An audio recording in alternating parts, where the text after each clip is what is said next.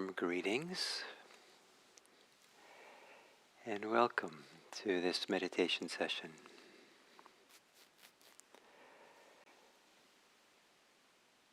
And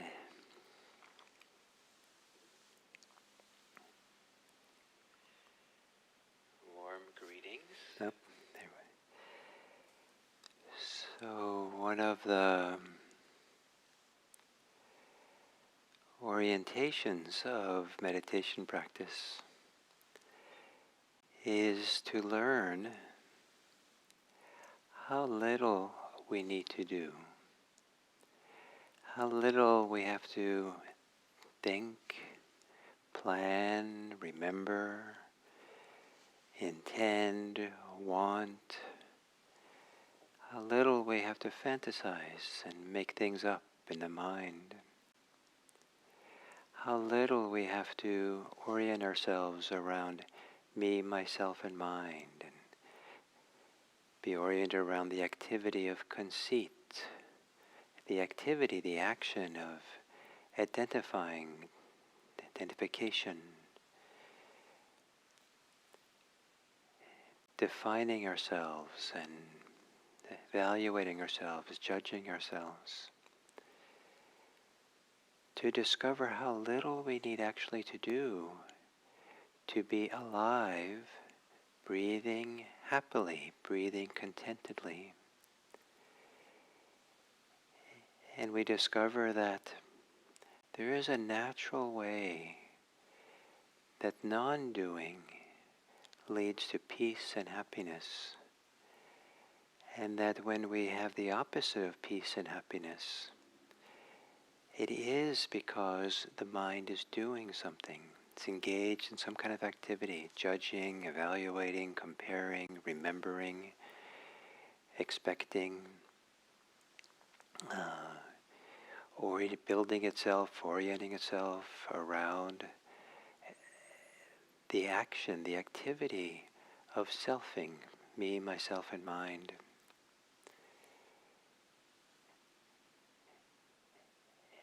And it's hard to believe that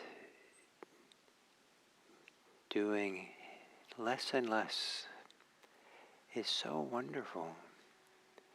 And one of the doings, one of the activities of the mind is to question it, to debate it, to protest that we can't do that, not okay to do that, we shouldn't do that, without realizing that's one more extra activity of the mind.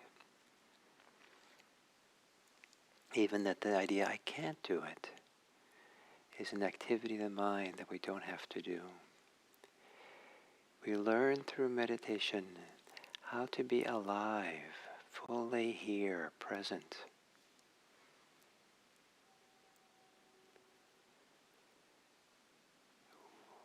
Without any unnecessary mental activity, mental thoughts.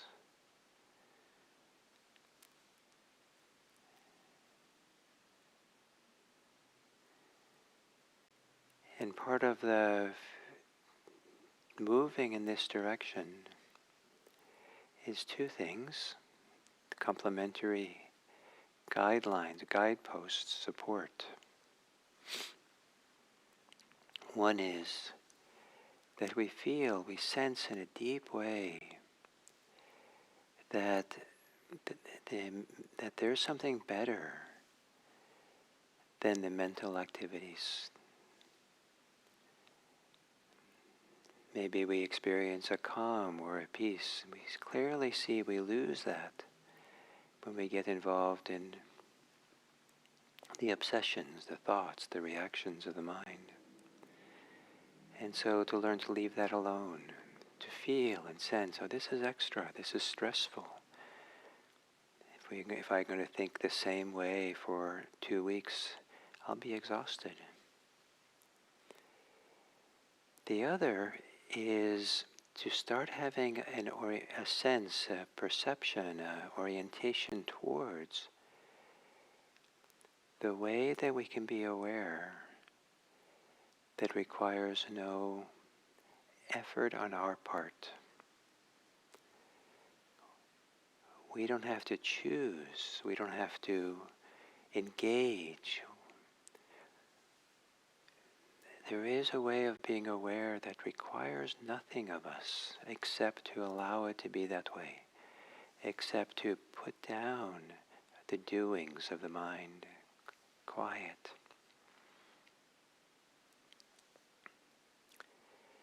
So, in this meditation, I would like to guide you a bit to become more sensitive to the awareness in which things occur, things are known, things are felt, with no intentional effort, no doing on your part. And see if you can start getting a feel and sense for this amazing opportunity to be fully alive and conscious and know a profound peace, independent of the doings of the mind, the signifying of the mind, the desires of the mind, the selfing of the mind. So to assume a meditation posture and to gently close your eyes.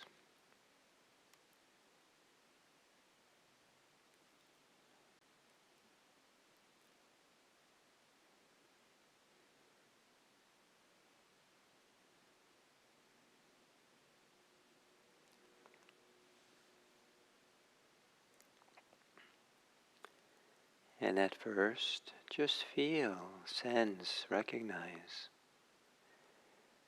the activities your mind, your heart, your body is activated by.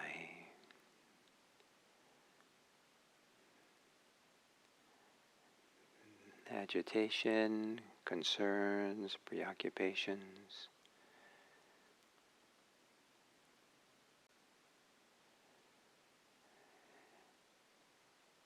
The physical tension in the body, which has its origin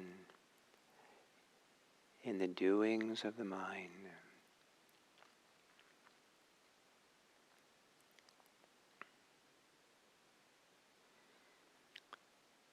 To recognize the mood or emotions that seem to persist, that seem a little bit solid or held or oppressive.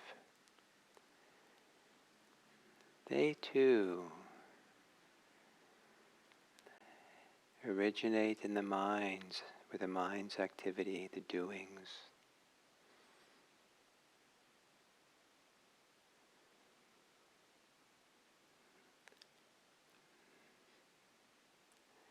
And to be aware of the quality of your mind, your mental state. And if that is tense or agitated or a challenge, that too is a result of the activities of the mind.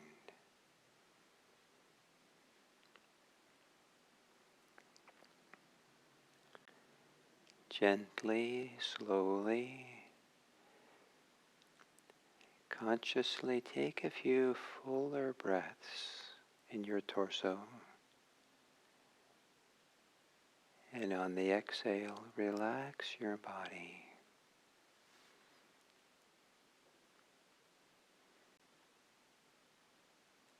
Relax different parts of your body.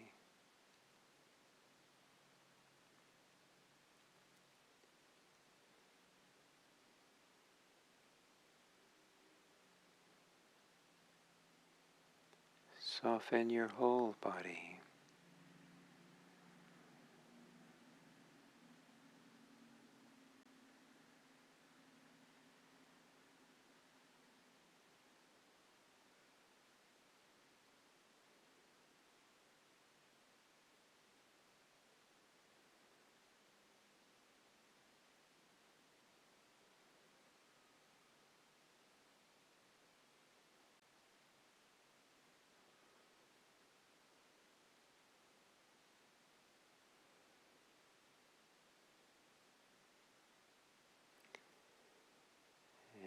to,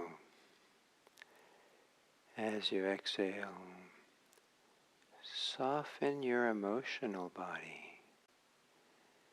Relax all the mood or emotions that's coursing through your body.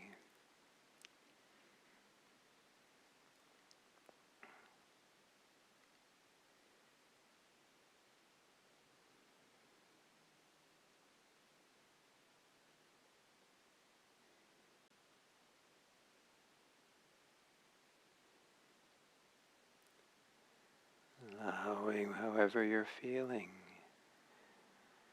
to melt into the surrounding space with every exhale.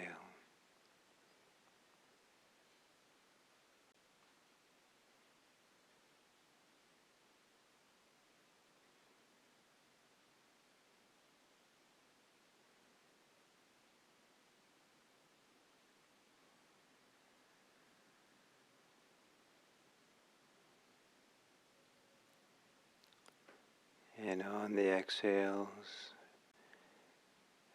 soften and relax the thinking mind.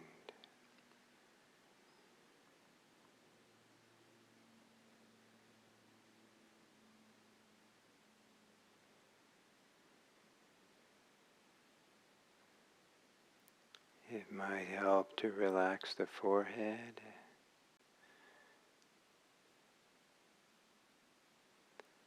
the area around your temples,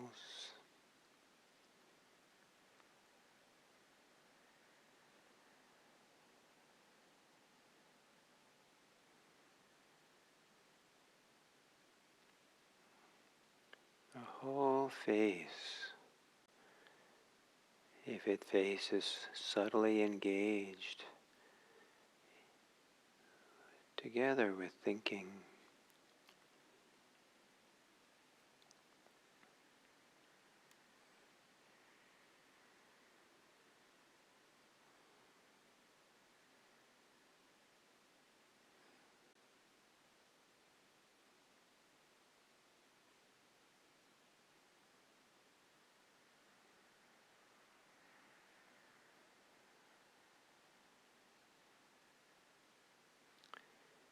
and then to just allow yourself to be for a few moments.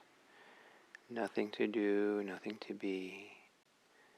Relaxing even doing this practice.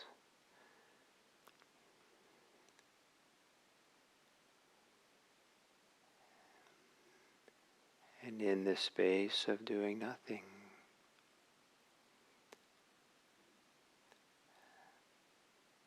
allow the breathing, sensations of breathing, to arise, to show themselves.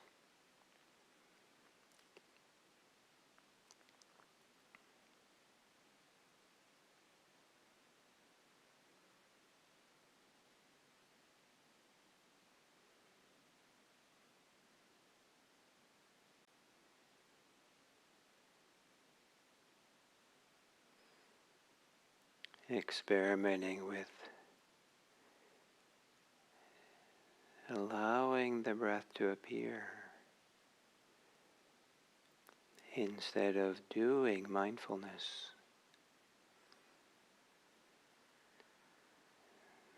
Allowing mindfulness of breathing.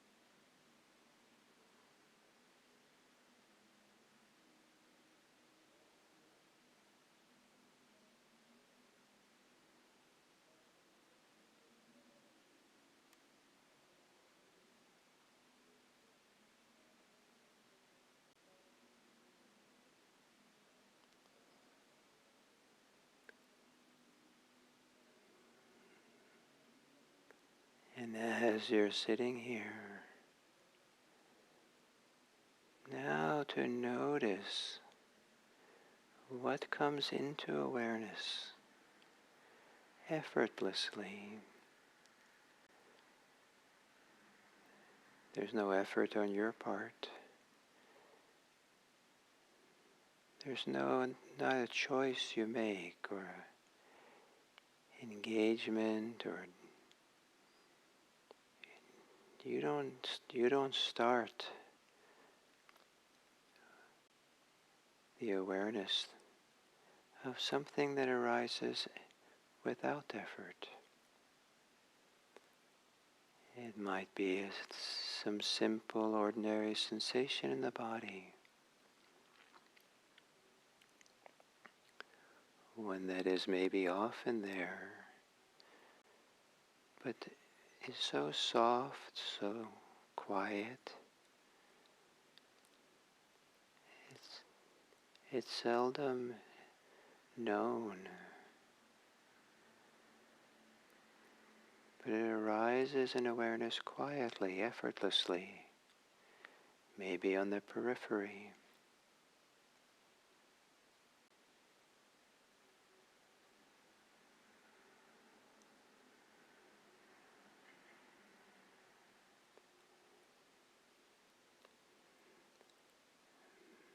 Maybe there's a thought that arises effortlessly. You're not straining with it or trying to do anything with it.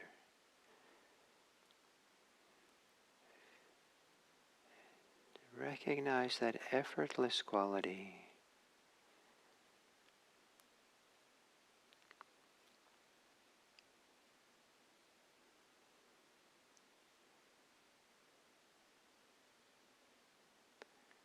It might be a sound that occurs unexpectedly.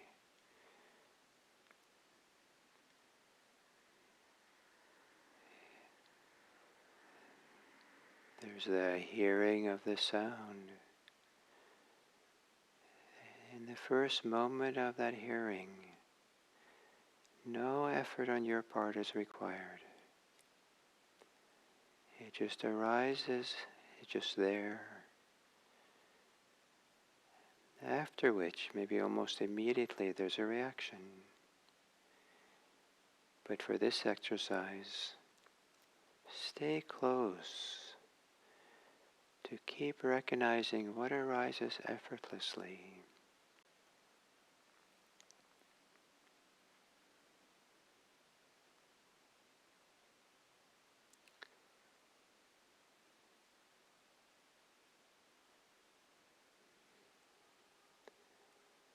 Let there be a choiceless awareness that simply exists effortlessly.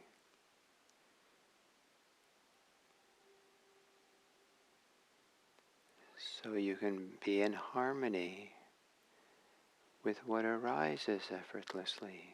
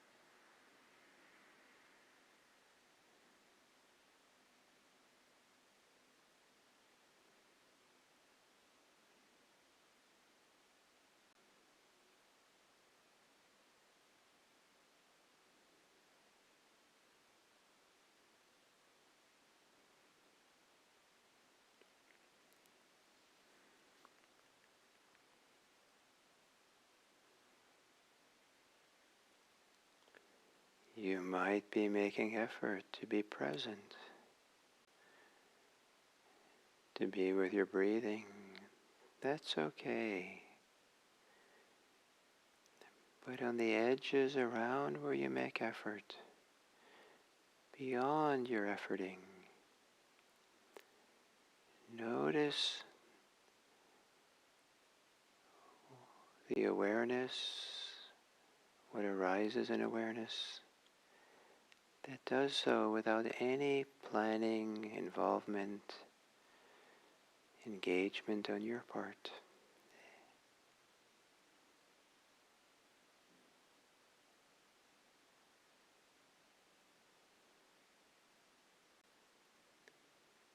And notice where there can be a harmony, an alignment between an effortless awareness and what comes into awareness effortlessly.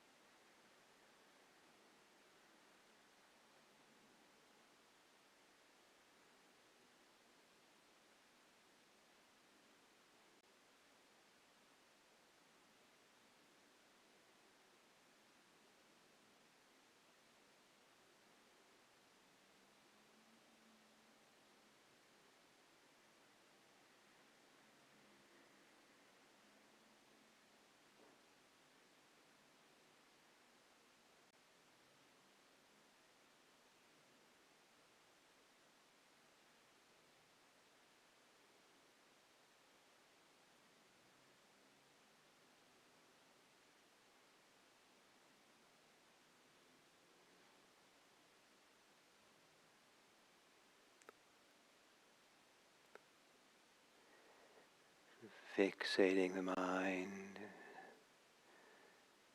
being preoccupied,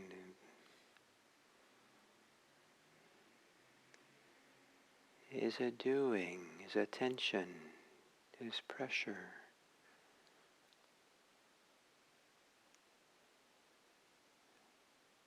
Whatever you're doing, whatever pressure and activity, let that rest, let that relax back into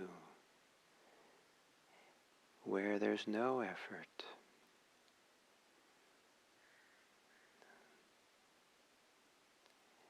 Everything is returning to rest, to peace, if you allow it.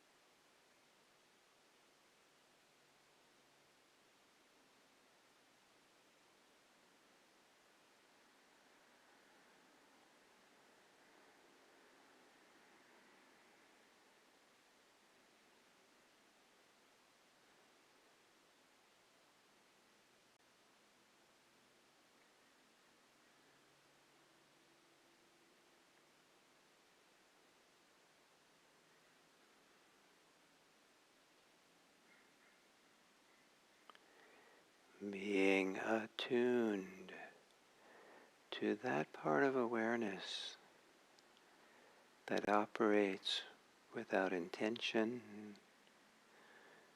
without purpose,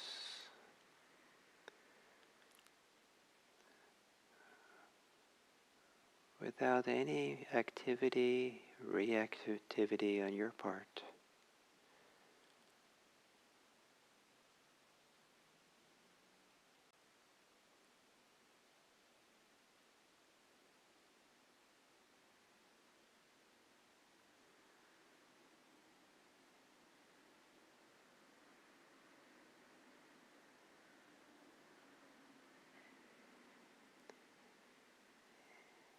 And as if that effortless, choiceless awareness is a vast open space, like a vast, quiet lake. Drop yourself down into the depths of the space, the depths of yourself, to touch a place of love, kindness, care. Touch the home for kindness, friendliness.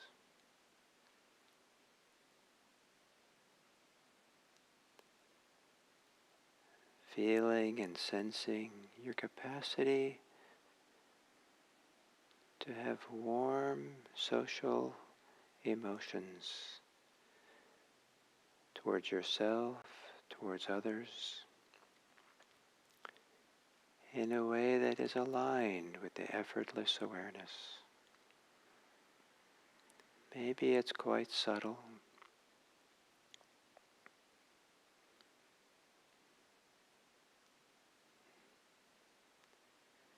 Maybe it takes the form of wishing you could do this. Even that is significant. And from your place of care, the heart's affection for others, awaken, express a wish for the welfare of others. May all beings be happy.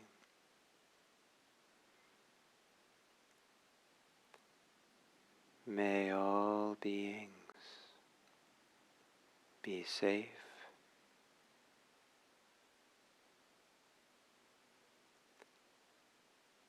May all beings be peaceful.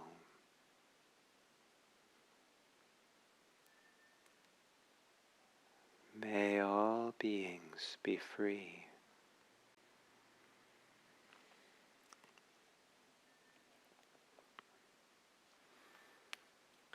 And may the effortless freedom of your heart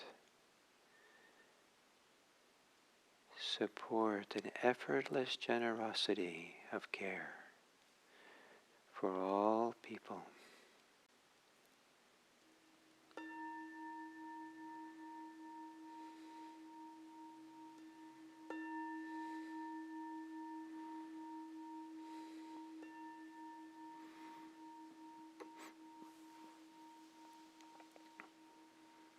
Thank you.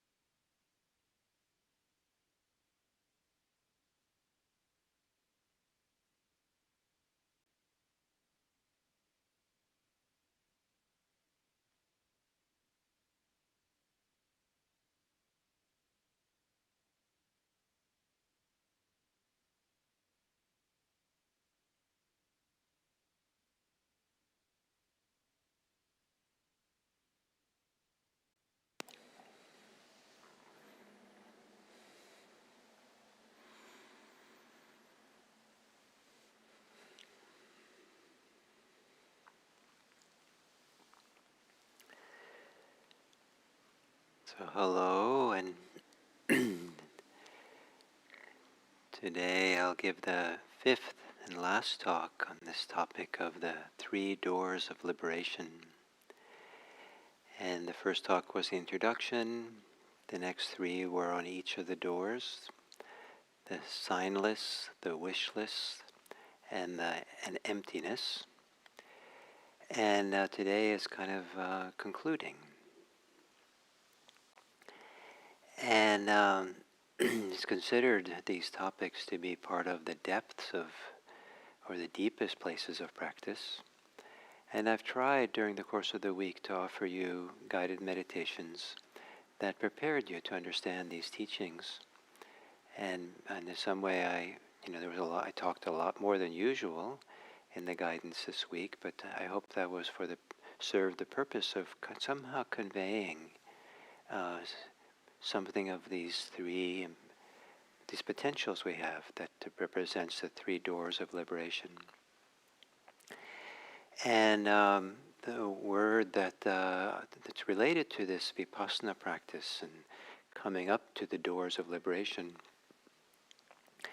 is the word, the Pali word is anuloma, A-N-U-L-O-M-A.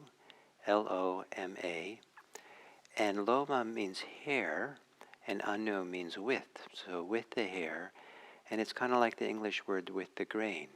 I talked about this earlier in the week. And I wanted to emphasize again today that what we're looking for here is not some kind of believing in the wish list, the sign list, the emptiness. It's not a belief system. You don't have to kind of twist your mind philosophically or to kind of so that you understand how these things work. But rather, it's something to come into harmony with, to come into alignment with, to go with the hair, with the grain. And and it's so. And what is that? And that's something that at some point in things like meditation practice and other places in life, that there occurs some kind of experience of well-being that feels right, that feels good. And now this is how I want to be aligned with this. I want to live in this. I want to live this way. This is good.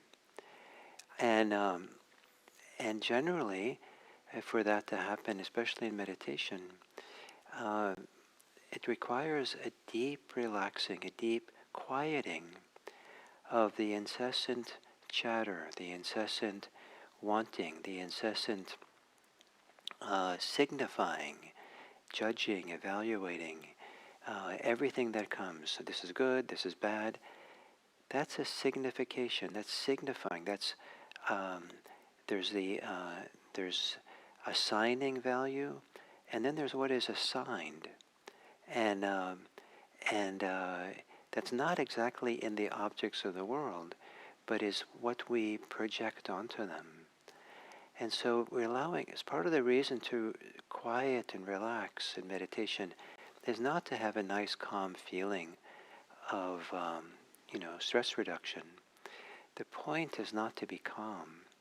The point is to quiet the incessant activity of the mind enough that we start entering into a wholeness, a fullness, a calm, a peace, that we start getting a glimmer of something that seems really invaluable. We start getting a glimmer of a kind of peace, a kind of deep well-being, a kind of freedom that comes when we're not caught in the chatter, not caught in the signifying, not caught in the selfing and identification with everything. What's in it for me? That can go on incessantly, non-stop sometimes. So in a deep kind of way, begin appreciating what our society often doesn't point to. Because our society in some way or other points to wanting, having, getting, protecting, judging, being angry, being afraid. All of those are activities of the mind where the mind is caught and tense and busy. And kind of like there's no monetary value in a mind that gets really peaceful, calm, that's not about something and not preoccupied by something. And so we're learning to recognize, oh, there's a phenomenal inner wealth, phenomenal inner benefit to a deep state of peace where a whole different orientation how to live our life can happen. And so start recognizing what is signless, that which doesn't make signs, doesn't do the assigning, doesn't make the signifying of everything. To recognize that way of being that it's not always about what we want and don't want incessantly, but a way of just resting, being on vacation with desires, and just being able to rest and be content, profound, deep contentment. And to put to rest, for some of us, the incessant preoccupation with self. So much, a high percentage of depression, of anger, of fear, has its roots in a certain kind of self-preoccupation, self-identification, self-survival, which of course we have to do to some degree. But to be caught in that and spinning in it and living in the small world of self is painful. And to start getting a sense of how there's possible to be alive and present and calm without all that selfing going on, to experience the emptiness, the freedom from all that selfing. And so in this Vipassana insight tradition, the pathway to these doors starts with most classically in insight Vipassana, it starts with having a deep insight into inconstancy, impermanence, anicca in Pali, the way things come and go, and the changing nature of things. And as the mind quiets and gets stiller, we learn that some of the ways in which we don't see things that's shifting, changing nature is because of the activity of the mind that projects or assumes constancy, assumes permanence in a world that's actually always changing. And as we let go of that and quiet that activity and start floating, swimming in this world of change, we start seeing that nothing that we signify can stick. No, any assigning or projecting of permanence, especially, doesn't stick. If we assign or signify that this thing that's happening right now, this is where happiness is, but if it's inconstant, then we'll be disappointed when that goes away. Assigning something out there which is going to make us happy. Or if we are trying to think that the solution to everything is to have a really strong self, hold on to it and assert oneself and be oneself and prove oneself and all this game that's no end to it. If we see deeply the impermanent changing nature, we see how a good part of this preoccupation with self is an attempt to reify, to fixate, to hold on to something that can't be held on because everything is changing. And so change begins to show us not only that, and we kind of to relax the signifying, the assigning of meaning, the assigning of value, the assigning of purpose, relaxing into what does not do that. And that's called the signless. And as the impermanence and change shows us that the clinging to things for our happiness is misplaced place to find happiness. That clinging anything is suffering, is unsatisfactory. And there's a way of settling back, relaxing deeply. There's becoming whole, undivided in ourselves, confident in that brings a sense of that of wishlessness. We don't need to have desires. We don't have to want and not want things in the world and caught in that. We can just settle back and trust this deep place of well-being. And then as we start seeing the impermanence of things and the unsatisfactoriness of them to cling to things, we see that also in relationship to all the ways in which we play the self game, caught up in self-preoccupation. And we begin feeling that we see that so much of what we think is self is not really a permanent, abiding, reliable self to hold on to, and to let go of holding on to any kind of self. Maybe surf with the selves that arise and pass in different settings, but that we don't hold to anything, and begin appreciating that nothing is really the self. Nothing is really the permanent self or who I really am.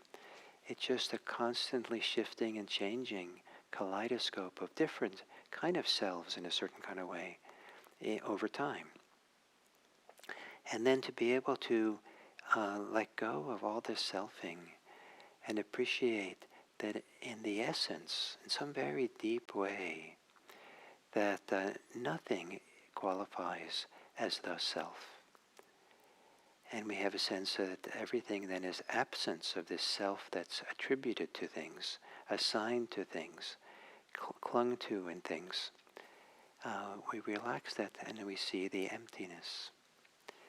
And it isn't just a matter of seeing all these things, the sign list, the wish list, the emptiness, or experiencing them. As we keep practicing, the idea is to be in harmony with it, to be aligned with it.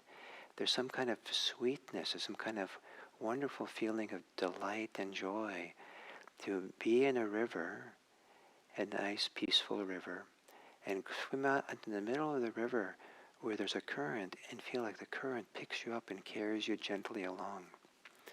And so it's that entering into the current of this effortless place of the signless, the wishless, and emptiness.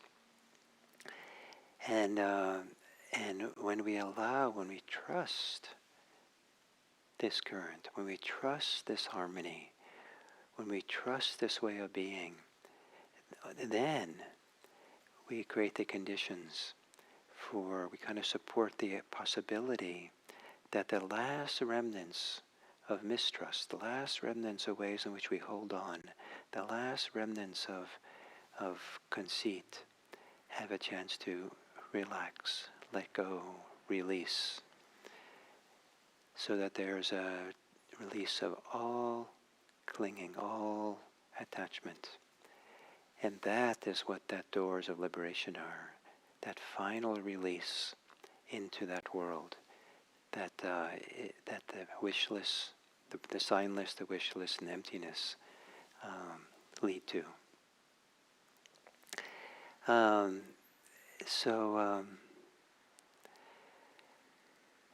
So I hope this has been meaningful for you, and you can follow along, and don't make a lot of significations around this. Don't make a lot of desires around this, and don't make a lot of self around doing and understanding or not understanding this. Just trust that you can start doing less and less of this ongoing signification, ongoing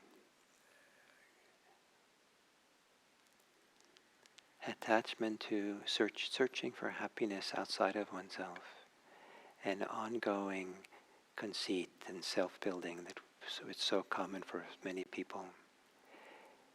So I am going to be on retreat again next week, and you're very fortunate to have Shelley Galt coming to teach for you. She's taught here before. She's a teacher in Santa Barbara and just recently graduated from our teacher training at IMC. And she's a really wise woman, been practicing for meditation for decades, and I'm just really, really delighted that she'll be you'll have a chance to be with her on Monday next week. So thank you very much, and I'll be back the week after.